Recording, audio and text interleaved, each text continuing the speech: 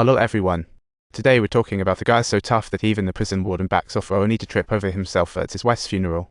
His wife's sudden passing left him as puzzled as a turkey at Thanksgiving, waiting for the funeral.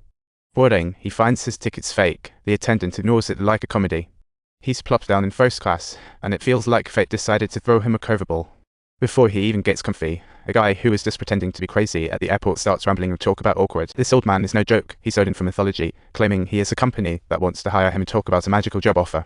But our guy doesn't want his life to turn into a wild adventure just yet, so he plays it safe. He flat out refuses Odin, then dozes off, dreaming of a fiery-eyed cat lady. What a wild dream. Just as he's dreaming, the crew calls him back to reality and he wakes up to find he's the last passenger on the plane. Apparently, the plane hit turbulence and had to land, making him feel like he's stuck in one endless mishap.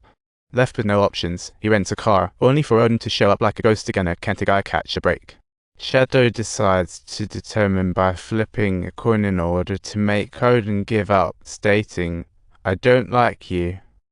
The secret to happiness isn't solely determined by your work decisions. Life doesn't necessarily revolve around having a job with a side of cocktails. After losing the coin toss, Shadow has to follow Odin for now, but first, he must attend his wife's funeral.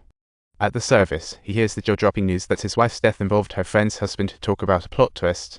They crashed while smoking cigars, but it's almost a tragic sitcom. The news hits him like a thunderbolt. He sits there motionless until night falls, then tosses a coin goodbye.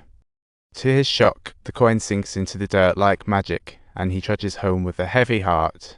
On the way, he spots a glowing box. What a bizarre encounter, straight out of a sci-fi flick. He pokes it with a stick, and suddenly the box is glued to his face. What kind of high-tech nonsense is this? When he opens his eyes again, he's in another dimension, facing someone claiming to be the god of tech. Haven't we seen this before? This tech guy wants to pry Odin's plans from Shadow, but Shadow just got hired and knows not about it. The tech dude thinks Shadow's hiding something and hits delete in an instant. Shadow's back in reality. A bunch of faceless coding goons swarm him. The tension is through the roof. Shadow, completely unable to mount any sort of resistance, finds itself mercilessly hanging from a tree. Talk about having a really terrible day. Just then, a hand bursts from the grave. Laura's back from the dead. What a twist. Drawn to the light, she sees her husband hanging from a tree, and she's livid, but has to keep hidden.